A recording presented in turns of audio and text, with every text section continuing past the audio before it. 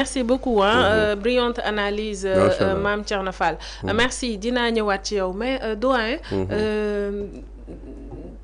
sorties yi nga xamante ni les sorties virulentes les unes les plus virulentes que les autres parce que amul benn sortie boo xamante ni premier ministre def na ko te amul jurul polémique gis nga récemment li nga xamante ni moom la yàq cour suprême yàq na leen ketemeeg mbërëngaan dem ba jàpp ni ils sont toujours sous la tutelle du président l'ancien président Macky Sall jàpp ne ñi fi nekkoon démb ak bërki démb ñoo fi nekk ba tey Macky leen di wax defal ñu def bàyyil mu bàyyi jàpp ne cette cour suprême là elle est discréditée mu jugee ci loolu nag ñëwaat tey attaqué ki nga xamante ni tey quoi qu'on puisse dire mu neex ñu mu naqari ñu c'est le chef suprême des armées le gardien de la constitution le père de la nation muy Bassirou Diomaye Diakhar Faye est-ce que tey jotul vraiment le PM là ñu jëm ko recadrer par rapport à sa communication mais par rapport aussi à ses sorties parce qu'on a comme l'impression dans ce pays là dañu am président bu am kilifa ak premier ministre bu amul kilifa doyen.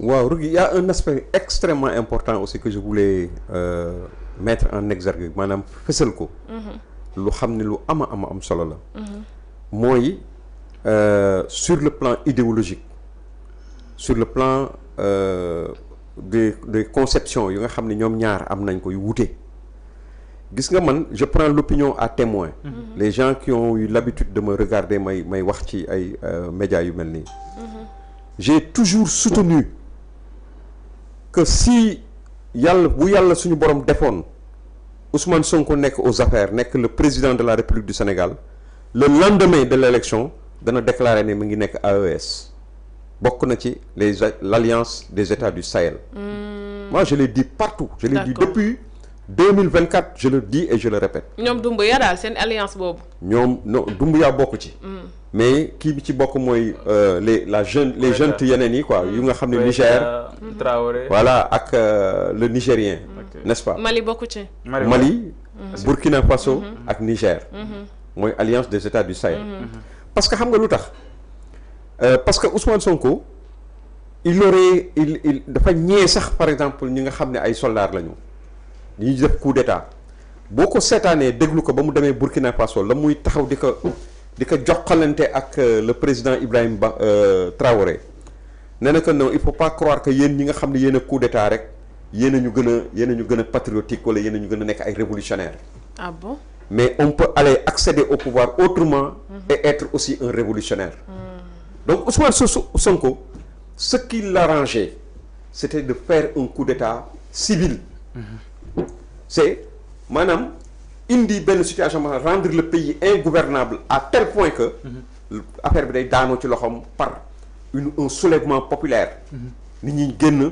ay rayante am fi le pouvoir daanu moom mu nekk président de la République dans ces conditions gis nga bu nekkoon président dans ces conditions le lendemain il aurait rompu avec la France pour être fidèle à ses déclarations antérieures de souverainiste et cetera ak yooyu yëpp panafricaniste xam nga te xam nga loolu yëpp lu mu ci jublu xam nga populisme ennemi principal mooy le pouvoir l'exercice du pouvoir le temps est l'ennemi le plus dangereux du populisme exactement parce que tamit la mu doon wax yëpp du am moyen pour réaliser ko du am possibilité pour réaliser ko la preuve gis nga toutes ces promesses mirobolantes qui ont fini de convaincre pas mal de jeunes et puis à la décharge de ces jeunes je dis que les jeunes suñu nekkoon seen place aussi da nga leen di comprendre xëy na ñun am nañu expérience xam nañu àddina xam politique donc am na yoo xam ne bu ñu ko déggee rek dañuy xam ni kii du waaja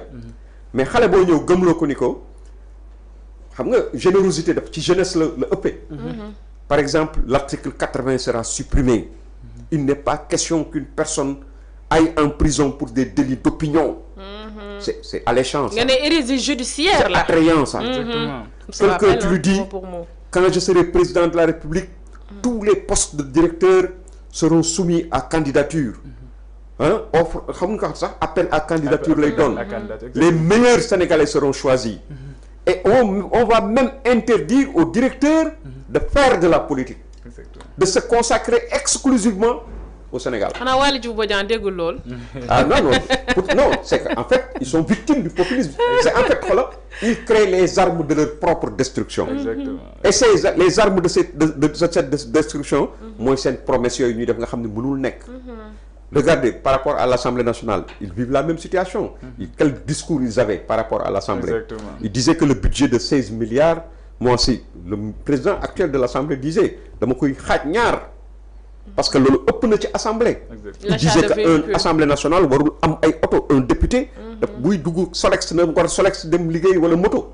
Mais warul ñëw di taxaw ay indemnité la war a am. warul am salaire, warul dangam. Tey aujourd'hui ils sont rattrapés par ça. Ils achètent. Concernant l'homosexualité, voilà, la peine de mort, la peine, tout.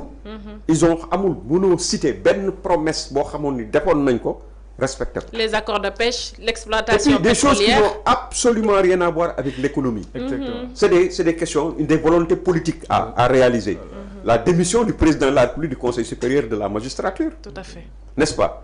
Le fait que le procureur de la République, combien de fois Ousmane Sonko a dénoncé un procureur qui soit aux ordres du ministre de la Justice. Il l'a dénoncé à tout bout de champ. Il en a fait un fonds de commerce. Mais aujourd'hui, la question de l'homosexualité. mi ngi taxaw la question de l'homosexualité. que ça mën nga ci wax la tonne. ah xam nga te du jeex. Donc jàpp naa ni aujourd'hui bras de fer bi am mooy Diomaye ak moom bokkuñu gis-gis en réalité. Diomaye c'est quand même il a des fibres quoi. Disons sénégalais quoi patriotique. Patriotique, hein? Je ne veux pas exagérer dans mon propos. Non, pour wax la rek gis nga président. waaw yàlla du ko def n'importe qui. dëgg la non dëgg la. Il faut au moins certains principes. ak yenn affaires yoo xam ne day am ci yow. xam nga arrivé au pouvoir il s'est rendu compte que sa responsabilité était tout autre. que li nga xam ne moom la yaakaaroon ni loolu. mais lii tamit est-ce que mënul woon nekk potum biir au lieu que mu koy exposer sur la place publique. mais déggoo li mu wax ñun qu'il ait des problèmes entre eux ça ne nous intéresse pas li ñu intéressé mooy sénégalais yi génn ci jafe-jafe yi nga xamante ni ci lañ nekk. c'est que lui-même il l'a dit qu'à plusieurs reprises il a même dit qu'il avait un témoin qu'il avait jël na Malick Ndiaye comme témoin sur telle chose ba kooku taxaw témoigner leen ba Diomaye avoué ni effectivement waxoon nga ma loolu. Exactement. Mais xam nga problème bi lan la responsabilité de Diomaye c'est la responsabilité d'un chef d'État d'un pays qui s'appelle le Sénégal. Exactement. xam nga moom Ousmane Sonko li mu ignoré mooy une fois au pouvoir Diomaye en réalité est un objet de l'État du Sénégal. Exactement. Même le président de la République est un objet. Le capitaine Dièye l'a expliqué une fois de manière brillante. Les gens n'ont pas suivi. Gis nga président bu xasee ba toog ma ni dañ koy daan defal mu def bàyyil mu bàyyi. moom ci boppam bu nekkoon président te nanguwul def loolu bu boobaa musiba day am moom Ousmane Sonko.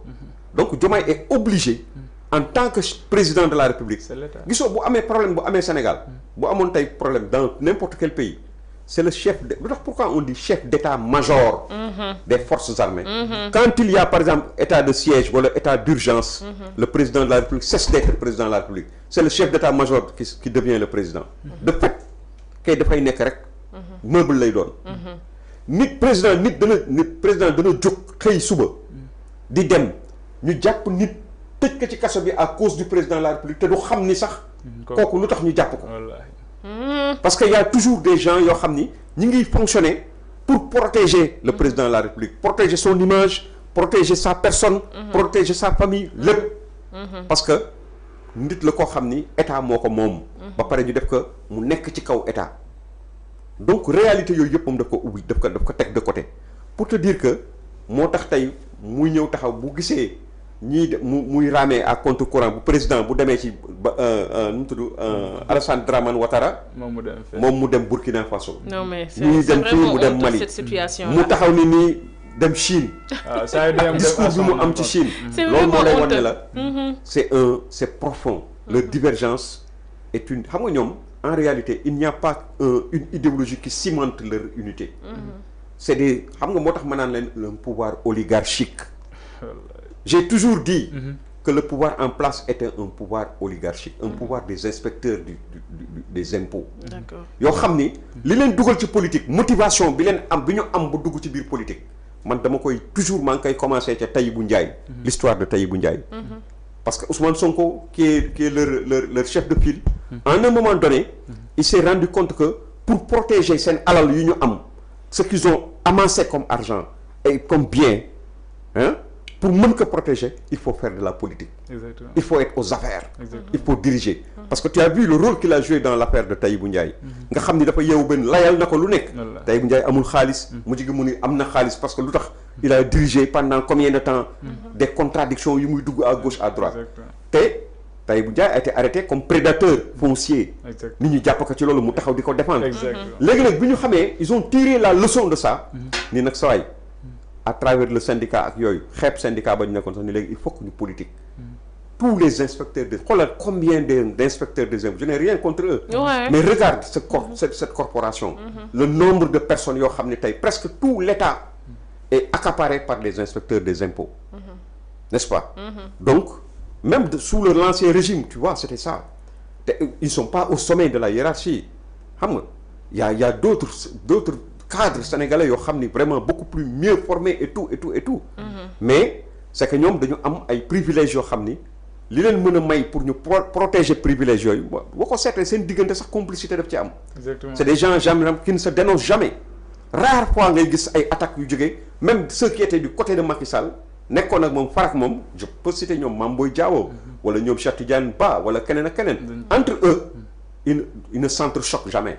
Mais est-ce que tey yow am nga yaakaar que ni le président face à cette situation-là il prendra ses responsabilités ou alors l'État parce que État appareil la mu jël ay responsabilités parce que un premier ministre qui fragilise nos institutions en l'occurrence le pouvoir législatif le pouvoir judiciaire en attaquant aux magistrats et le pouvoir exécutif en attaquant au président de la République est un précédent dangereux pour une nation. lan moo ma ci ñor man je du ma fonctionner ak ay état d'âme voilà loolu ça c'est vrai tu as raison normalement ça devait se passer comme ça si fekkoon ni amul ay enjeux s'il n'y avait pas d'enjeu mais le président le dégomme pousse bala muy ñëw la koy daaneel mais dafa am ay enjeux Rougui Ousmane Sonko moo sombi lu mu mënul naan il faut que ñu bàyyi ko mu naan sombi bi Ousmane Sonko il faut que les Sénégalais le démystifient pour toujours en tant que chef de gouvernement il aura fait ses preuves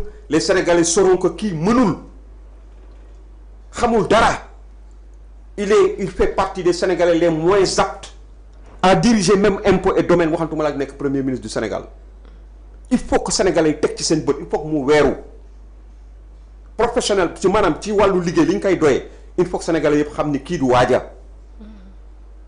te xam nga li ma la wax et donc pour loolu moi je supplie le président Diomaye de ne pas le dégommer comme premier ministre de le garder comme premier ministre parce que sinon il va se désolidariser du bilan de Diomaye il va dire que c'est pas lui c'est Diomaye alors que le président Diomaye a eu confiance en lui un premier ministre il est chargé de traduire en acte la vision du président de la République. Exactement. C'est lui qui travaille. Le président Abdoulaye Wade, on l'a vu avec Macky Sall li mu ci wax. Macky Sall vraiment c'est un travailleur, c'est un nangam sama projet yëpp moo ko génne président day am yéene. Premier ministre mooy liggéeykat ba. C'est l'ouvrier qui est sur le terrain qui matérialise les desseins du président de la République. Donc aujourd'hui, pour les intérêts supérieurs du Sénégal, du peuple sénégalais, pour la paix, la stabilité du pays, il faut que le président Diomaye continue à faire confiance à Ousmane Sonko, à moins qu'il ne daigne prendre ses responsabilités et démissionner de lui-même. Non, loolu moom du ko def parce qu'il a dit hier, il a dit que ni moom il